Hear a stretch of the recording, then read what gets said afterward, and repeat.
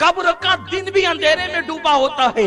जब कब्र का दिन भी अंधेरे में डूबा हो तो कब्र की रात कितनी भयानक होगी। उस रात में तुम्हें भी आना है, उस रात से हमें भी सामना करना है। हाय मुसलमान, जिसने अपनी जिंदगी के लम्हे लम्हे को गुनाह के लिए वक्फ कर दिया, गीबत, चुगली, शराब और कबाब, जुओं के अड्डे, खुदा जाने क्या क्या गुनाह हमारी जिंदगी में है। मेरी कौम के जवानों, कब्र की पहली रात का जरा तसव्वुर करो जिसे मेरे आका अलैहिस्सलाम ने बयान किया है। मोहल्ले में मोहलत मिलती है तो तुम कौड़ियां लेकर के बैठते हो, ताश के पत्ते लेकर के बैठते हो, 3 पत्ती का गेम लेकर के बैठते हो।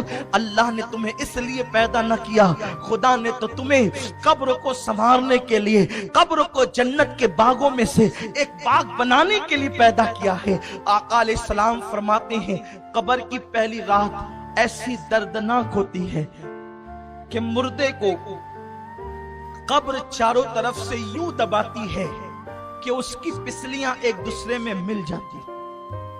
और मेरे आका सल्लल्लाहु अलैहि वसल्लम ने सहाबा को तसव्वुर दिलाने के लिए फरमाया, अपने दोनों मुबारक हाथों को यूं लिया और फरमाया कि जब कब्र इंसान को दबाती है तो उसकी दोनों पिसलियां यूं आपस में मिल जाती है। पिसली पर थोड़ी सी मार लगती है तो हम बेचैन हो जाते हैं। ऐ मेरी कौम के जवानों, गुनाह करने वालों, अल्लाह को नाराज करने वालों, रब को गजब की दावत देने वालों, जरा सोचो, अगर सिर्फ कब्र का दबाना ही होता अंदर तो यही अजाब हमारे लिए काफी था। कब्र दबाती है और पिसलियां एक दूसरे में आपस में मिल जाती है। बेटों का हाल क्या है, बेटियों का हाल क्या है? कायनात में सबसे ज्यादा अगर कोई किसी से प्यार करता है तो मां अपनी औलाद से प्यार करती। जब बेटे को दफन कर दिया जाता है तो भी मां अपने पल्लों से आंसू पोंछती है, लेकिन जब भाती का लुकमे सामने आते हैं तो वो भी 2 लम्हे के लिए अपने मरहूम बेटे को भूल जाते। लोग तुम्हारी भाती खा रहे होते हैं और उधर मुर्दे को कब्र दबा रही होती है। कब्र को, आखिरत को भूल कर अपनी तबीयत के मुताबिक जिंदगी गुजारने वालों, जरा बताओ कब्र की उस तारीक वादी में कौन काम आए? मेरे आका सल्लल्लाहु अलैहि वसल्लम फरमाते हैं, इंसान के मुख्तलिफ दोस्त हैं। इंसान का दोस्त माल है, इंसान के दोस्त औलाद हैं, इंसान के दोस्त अहबाब हैं, इंसान के दोस्त अमाल हैं। माल का हाल तो ये, जैसे रूह जिस्म से निकली वैसे ही माल पराया हो गया, वारिसों का हो गया। दोस्तों का हाल ये, कब्र तक लाया और छोड़ करके ऐसे चले गए जैसे पहचानते ही न थे। लेकिन आमाल इंसान की कब्र तक जाते हैं। हाय मुसलमान, तूने उन लोगों से दिल लगाया,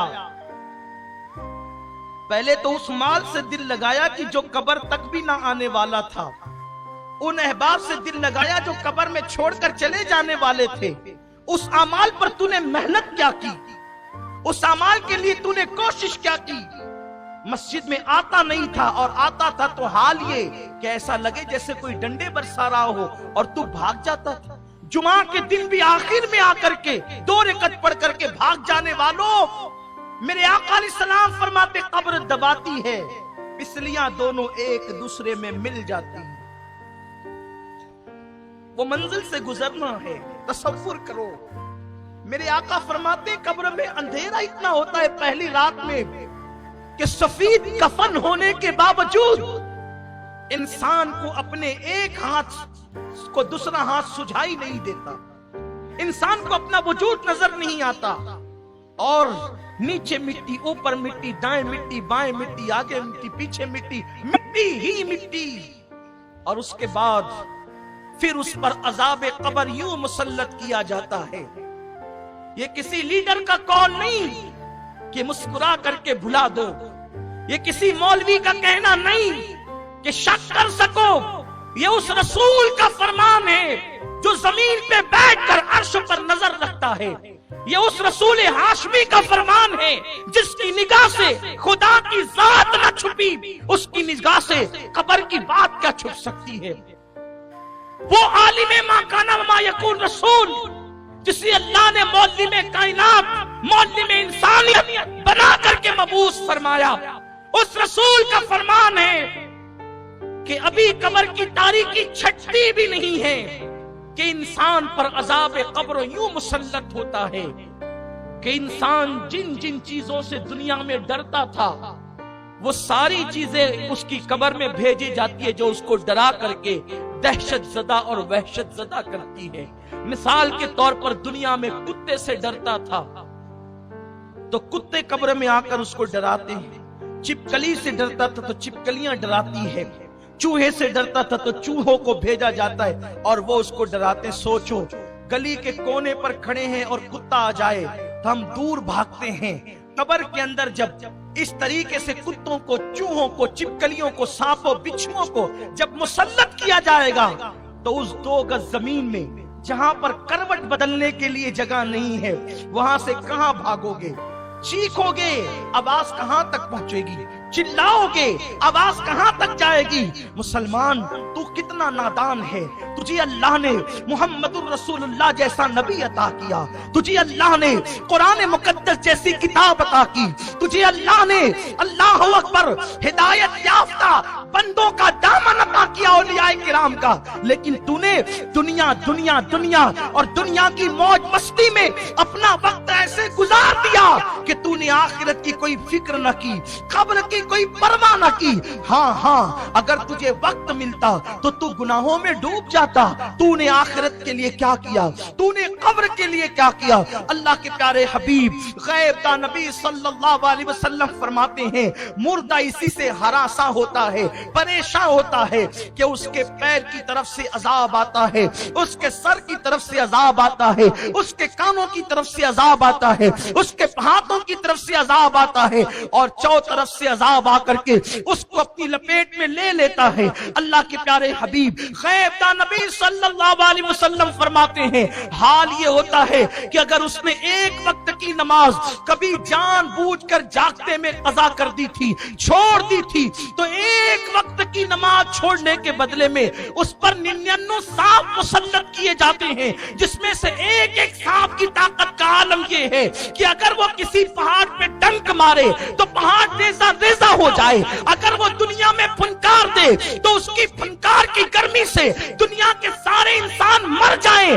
ایسے 99 سانپ اس مردے پہ مسلط کیے جاتے ہیں۔ اس کے بعد ایک فرشتہ جو آنکھ سے دیکھتا نہیں، جو کان سے سنتا نہیں، جو زبان سے بولتا نہیں، گونگا بہرا اندھا فرشتہ اس پہ مسلط کیا جاتا ہے، اور نماز چھوڑنے کی وجہ سے صرف ایک گوزا جب وہ اس کے وجود پہ مارتا ہے تو وہ ایسے پس جاتا ہے جیسے چنے پہ ہتھوڑا مارنے سے چنا پس جاتا ہے۔ رات کے 2-3 بجے تک جگ کر کے نماز فجر ترک کرنے والوں، ذرا اس چابک اور اس گوزے کا تصور کرو، سوچو اور غور کرو کہ کیا یہ نازک وجود، یہ چھوٹا سا جسم کیا اللہ کے عذاب کو برداشت کر سکے گا؟ کیا رب تبارک و تعالیٰ کے عذاب کو برداشت کر سکے گا؟ نہیں اور ہرگز نہیں۔ تو پھر یہ رنگریلیاں کیوں ہے؟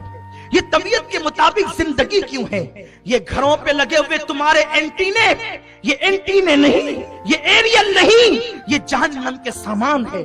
تمہارے گھروں کی رنگین ٹیویاں جو تمہیں ڈش لگانے پہ مجبور کرتی ہے، تمہارے بچے جو تمہیں مجبور کرتے ڈش لگانے پر، اس میں 100 سے زائد چینل پر گندی ننگی اور آوارگی کی فلمیں دیکھنے والوں، یہ صرف تمہیں نہیں بلکہ تمہاری پوری اولاد کو جہنم کا ایندھن بنانے کے لیے راہ جہنم پر لے کر کے جا رہے ہیں، خدارا ذرا اپنے حال پہ رحم تو کرو۔ اگر یہ کہا گیا ہوتا کہ 1 سال کے بعد موت آئے گی تو شاید ہم 1 سال پہلے سدھر جاتے، 10 سال کے بعد موت آئے گی تو ہم 10 سال پہلے سدھر جاتے، لیکن موت نے تو کوئی وقت نہ دیا، کسی کو موقع نہ دیا۔ موت کب آئے گی، کیسے آئے گی، کس وقت آئے گی، کس حال میں آئے گی، اسے پر کوئی اطلاع کسی کو نہیں دی گئی۔ ٹی وی دیکھنے والوں، موبائل کو ہاتھ میں لے کر کے انٹرنیٹ پر گندے مناظر دیکھنے والوں، جس وقت تمہارے ہاتھ میں موبائل ہو اور اسی وقت اللہ نہ کرے تمہیں موت آ گئی، اس وقت جب تم گندے مناظر دیکھ رہے ہو یا فلمیں تم ننگی اور آوارگی کی دیکھ رہے ہو، اسی وقت تمہیں موت آ گئی تو تم اللہ کو کیا منہ دکھاؤ گے؟ مصطفیٰ جان رحمت صلی اللہ علیہ وسلم ارشاد فرماتے ہیں، جس کو جس حالت میں موت آئے گی وہ قیامت کے دن اسی حالت میں اٹھایا جائے گا۔ اللہ کے حبیب صلی اللہ علیہ وسلم فرماتے ہیں، بہت چھوٹی چھوٹی چیزیں جس کو لوگ سمجھتے ہیں اس پر بھی اللہ لوگوں پہ قبر میں عذاب فرمائے گا۔ میرے آقا علیہ السلام فرماتے ہیں کہ لوگ پیشاب کے چھینٹوں سے نہیں بچتے، اس بنیاد پر بھی اللہ ان کو عذاب قبر میں مبتلا کرے۔ اس حدیث کو پڑھنے کے بعد میں نے کتاب بند کی اور میں سوچنے لگا کہ اللہ کے حبیب صلی اللہ علیہ وسلم فرما رہے ہیں کہ اگر پیشاب کے چھینٹے پیروں پر آئیں اور لوگ پیشاب کے چھینٹوں سے نہ بچے تو بھی اللہ ان کو قبر کے عذاب میں گرفتار کرے گا۔ پیشاب تو اپنے پیٹ سے نکلی ہے،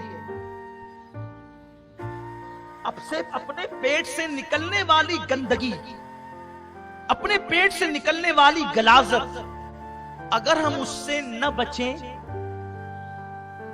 تو اللہ عذاب قبر میں گرفتار کرے گا، عذاب قبر میں مبتلا کرے گا۔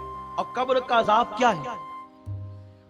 کفن چھین لیا جائے گا، جسم کو قبر کے کیڑے، سانپ اور بچھو کھائیں گے، پوری قبر کے اندر آگ بھڑکا دی جائے گی۔ یہ عذاب قبر کی ہلکی سی جھلک ہے۔ میرے آقا صلی اللہ علیہ وسلم ارشاد فرماتے ہیں، قبر میں جو عذاب دیا جاتا ہے جو میں جانتا ہوں، اگر تمہیں بتا دوں تو تم گھروں میں رہنا چھوڑ دو اور پاگلوں کی طرح جنگلوں میں بھٹکنے لگو۔ حضور نے نہیں بتایا، صرف اشارہ کر دیا۔ اس کا مطلب یہ ہے کہ آقا جو جانتے ہیں وہ کوئی نہیں جانتا، اور یہ بھی میرے رسول کی شان کی بات ہے۔ حضور وہ سب کچھ جان کر بھی لوگوں کے درمیان محلے میں انسانیت کی حیثیت سے ہے۔ اس کا مطلب حضور کی عقل اور اپنی عقل دونوں برابر نہیں ہے۔ ہمیں پتا چلے تو ہم پاگل ہو جائیں، ارے لوگ بھیانک ایکسیڈنٹ دیکھ کر کے پاگل ہو جاتے ہیں، تو قبر کا عذاب سننے کے بعد جو کما کہو عذاب دیا جائے گا وہ کیسے برداشت ہو سکتا ہے؟ تو اللہ کے حبیب صلی اللہ علیہ وسلم فرماتے ہیں، اگر میں تمہیں بتا دوں مکمل طور پہ کہ قبر میں کیا ہوتا ہے تو تم ایسے گھلنے لگو گے جیسے نمک پانی میں گھلنے لگتا ہے۔ تم اپنی جگہ پر سلامت نہیں رہ سکتے، گھل جاؤ گے تم۔ وہ قبر ہے جسے دردناک عذاب کے حوالے سے اللہ کے حبیب علیہ الصلوۃ والتسلیم نے بیان فرمایا۔ تو ایک معمولی سا عمل جس کو ہم کہتے ہیں پیشاب کے چھینٹوں سے نہ بچنا، یعنی کھڑے کھڑے کچھ لوگ پیشاب کرتے ہیں تو پیر پہ چھینٹے آتے ہیں، کچھ لوگ بیٹھ کر بھی بے احتیاطی سے کرتے ہیں تو بھی پیشاب کے چھینٹے آتے ہیں۔ تو پیشاب کے چھینٹوں سے نہ بچو تو بھی انسان عذاب قبر میں گرفتار ہوگا۔ حیرت ہے، جتنا زیادہ ناپاک پیشاب ہے اس سے زیادہ ناپاک گناہ ہے۔ گناہ اور پیشاب کی ناپاکی میں زمین آسمان سے بڑا فرق ہے، کیونکہ پیشاب اگر کہیں لگ گیا پانی ڈال دو تو پیر پاک ہو جائے گا، بدن پاک ہو جائے گا، لیکن اگر گناہ کا دھبا لگ گیا تو 7 سمندر کا پانی بھی گناہ کا دھبا نہیں دھل سکتے۔ تو پیشاب اگر ناپاک چیز پیر پہ لگ جائے اڑ کر کے اور کوئی اس سے نہ بچے، احتیاط نہ کرے، تو اللہ عذاب قبر میں گرفتار کرے گا۔ تو اس سے زیادہ ناپاک تو گناہ ہے۔ وہ کوئی گناہ میں ڈوبا رہے، اور وہ بھی وہ گناہ نمازوں کا ترک کرنا، جوا کھیلنا، تاش کے پتے کھیلنا، محلے کی لڑکیوں پہ بد نظری کرنا، پڑوسیوں کے حقوق دبانا، غصب کرنا، ایک دوسرے کے حقوق ادا نہ کرنا، ماں باپ پہ ظلم کرنا، ماں باپ پہ زیادتی کرنا، بیوی پہ ظلم کرنا، بیوی پہ زیادتی کرنا، اولاد کا حق ادا نہ کرنا، کتنے بڑے بڑے جرائم ہیں۔ اس سے بچنے کی کیا صورت ہے؟ اور ایک اہم بات، پیشاب اپنے پیٹ کی غلاظت ہے، وہ نکلی اور پیر پہ پڑی اور ہم اس سے نہ بچے تو عذاب قبر میں گرفتار ہوں گے۔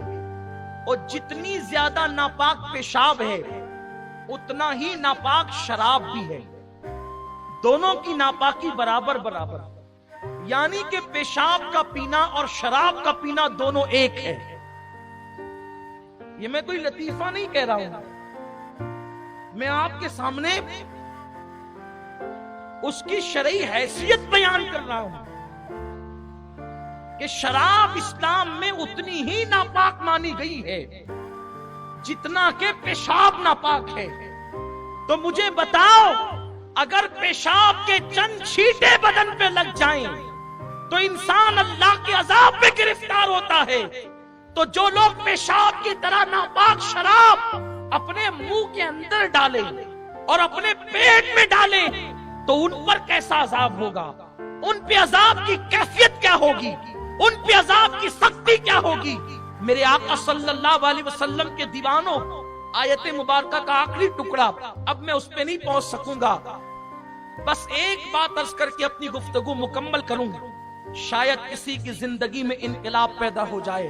خدا کے لیے اپنی قبر کی تیاری کرو، قبر میں کسی نے نہیں آنا، نہ کسی مولوی نے، نہ کسی خطیب نے، نہ کسی مقرر نے، نہ کسی دوست نے، نہ کسی ماں باپ نے، نہ کسی یار نے، لیکن یہ بات حق ہے جس کو ضرور کہوں گا کہ قبر میں کسی نے نہیں آنا، لیکن قبر میں مدد کے لیے آمنہ کے لال نے ضرور آنا۔ اسی لیے قبر کی تیاری کا سب سے بنیادی سبجیکٹ ہے کہ جو آنے والا ہے اس سے اپنا کانٹیکٹ بنا کے رکھو، جو آنے والا ہے اس سے کانٹیکٹ بنا کے رکھو، اس لیے کہ اگر رابطہ بنا رہے گا تو وہاں بگڑی بن جائے گی۔ قبر اندھیری ضرور ہے، قبر میں تاریکی ضرور ہے، قبر میں سانپ اور بچھو ضرور ہے، قبر میں عذاب ضرور ہے، قبر میں آگ ضرور ہے، قبر کا دبانا ضرور ہے، قبر کا بے قرار کرنا ضرور ہے، قبر کی وحشت ضرور ہے، قبر کی دہشت ضرور ہے، سب چیزیں حق ہیں، لیکن اس کے لیے ہے جس کی قبر میں آمد مصطفیٰ نہیں ہے۔ جہاں وہ آ جائے تو پھر اندھیرا کیسا قبر میں لہرائیں گے، تا حشر چشمے نور کے جلوہ فرما ہوگی جب طلعت رسول اللہ۔ اس لیے ان سے رشتہ جوڑے رکھو، ان سے رابطہ بنا کر کے رکھو۔ رابطہ کیسے بنے گا؟ نعرہ بھی لگائیں، شراب بھی پیئیں تو رابطہ بنا رہے گا،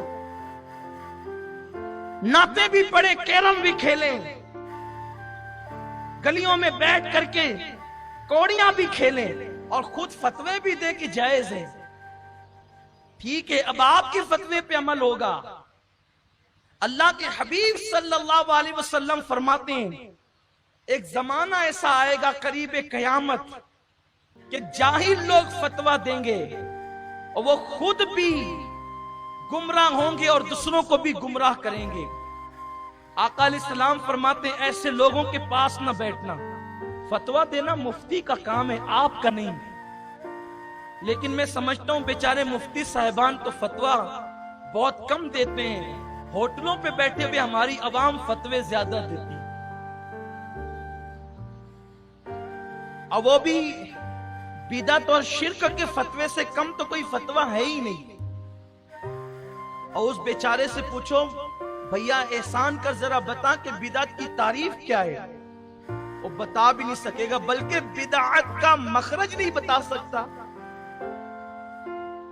اور وہ بدعت کا فتویٰ دیتا ہے، بلکہ بیچارہ بدعت کو بدعت کہتا ہے، یعنی اسے الفاظ کا تلفظ نہیں پتا، اتنا جاہل ہے، اور اتنا جاہل ہے کہ اس سے کہو کہ تو جاہل ہو کے فتویٰ دیتا ہے تو پلٹ کے کہتا ہے میں اتنا بھی جاہل تھوڑی ہوں،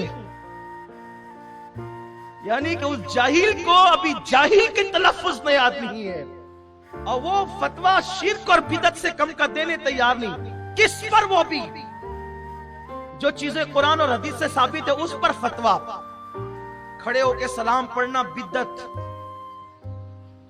فاتحہ دینا شرک، کہ یہ کام آپ کا ہے ہی نہیں میرے بھائی، تو عوام میں سے ہے، اپنی اوقات میں رہے۔ لوگوں نے تختہ مشق اگر کسی کو سمجھائے تو شریعت کو سمجھائے۔ ہر عوام میں کرسی پہ بیٹھنے والا کلینک کھول کے بیٹھتا ہے کہ چلو آج ہوٹل پہ بیٹھ کر کے ایک چائے پیئیں گے اور ساتھ ہی کسی ڈاکٹر کی بیگ بھی لے کے بیٹھیں گے، جو آتا جائے سوئی لگاتے جاؤ، انجیکشن لگاتے جاؤ، ٹیبلٹ لیتے جاؤ۔ نہیں ہوگا ایسا۔ ہو سکتا ہے، ہنسنے کی بات نہیں، ذرا غور کریں، ہو سکتا ہے، نہیں ہو سکتا، لیکن جب کہ کوئی غیر ڈاکٹر اگر سوئی لگا دے تو بولو خطرہ کسے ہے؟ بولو جان کو خطرہ ہے۔ غیر ڈاکٹر ٹیبلٹ دے دے، خطرہ کسے ہے؟ بولو جان کو ہے۔ تو جاہل لوگ ہوٹل پہ بیٹھ کر ڈاکٹر کا کام نہیں کرتے، جاہل لوگ ہوٹل کی کرسی پہ بیٹھ کے وکیل کا کام نہیں کرتے، پھر جاہل لوگ ہوٹل پہ بیٹھ کے مفتی کا کام کیوں کرتے ہیں؟ اگر جاہل ہوٹل پر بیٹھ کر کے ڈاکٹر کا کام کریں تو جانوں کو خطرہ ہو جائے، اور جاہل لوگ ہوٹلوں پہ بیٹھ کر مفتیوں کا کام کرے تو پھر جان کو نہیں ایمان کو خطرہ ہو جائے۔ اس لیے اور سنو، مفتی کون ہے کس سے پوچھا جائے؟ ہر ایک کے نام کے ساتھ جو مفتی کا ٹائٹل ہو وہ تھوڑی مفتی ہوتا ہے، ورنہ ہم نے تو کشمیر میں ایک عورت کے ساتھ مفتی کا سرنیم پڑھ کے میں نے ایک ساتھی سے کہا یار یہ عورت کتنی خوش نصیب ہے کہ مفتی بن گئی، تو میرے ساتھوں نے ہنس کر کے کہا سید صاحب وہ مفتی علم کے اعتبار سے نہیں ہے بلکہ اس کا سرنیم ہے۔ میں نے کہا یا اللہ، مفتی بھی سرنیم ہوتا ہے؟ تو ہر ایک کے نام کے ساتھ ٹائٹل مفتی کا لگ جائے، علامہ کا لگ جائے، مولانا کا لگ جائے، اس سے نہیں پوچھ سکتے فتویٰ۔ قرآن سے پوچھو فتویٰ کس سے پوچھ سکتے؟ تو قرآن کہتا ہے